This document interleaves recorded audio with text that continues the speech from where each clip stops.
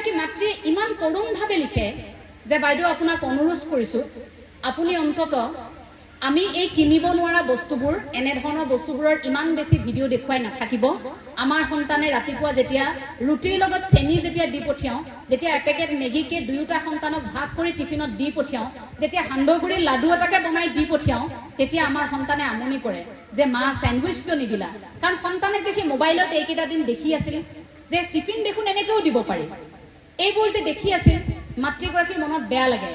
আপুনি যদি আপোনাৰ সন্তানক সেই মানুহগৰাকীৰ দৰে যদি সেই তেনেকুৱা ধৰণৰ কিবা এটা দি পঠিয়াব পৰা নাই আপোনাৰ মনটো বেয়া লাগিব যে মই দি পঠিয়াব নাই পৰা মোৰ সন্তানে বিচাৰিছিল পিছদিনা আপোনাৰ সন্তানে আহি আপোনাক সন্ধিয়া আমনি কৰিব সন্তানে পিজ্জা খাব বিচাৰিব আপুনি এতিয়া ডমিন'জলৈ লৈ যাব লাগিব আপুনি KFC লৈ যাব লাগিব ঘৰত ৰন্ধা বস্তু সন্তানে খাব নিবিচাৰিব কাৰণ সেই যে পৰিৱেশ পৰিস্থিতি সেই যে দেখি আছে এই যে শ্ব' অফ কৰি থকা এই যে আনক দেখুওৱা আমাৰ এটা প্ৰৱণতা আছে আমি কি পিন্ধিছো কি খাইছো হাতৰ আঙুঠিটো কিমান দামী পিন্ধিছো কাপোৰযোৰ কিমান দামী পিন্ধিছো এই যে কথাবোৰত আমি মূৰ ঘমাই এই বস্তুবিলাকত যে আমি বস্তুবাদী ধাৰণাটোত যে আমি গুচি গলো সন্তান লাহে লাহে আমাৰ পিছে পিছে সেই দিশত গুচি গ'ল বেয়া লাগে সেই কথাবোৰ আপোনাৰ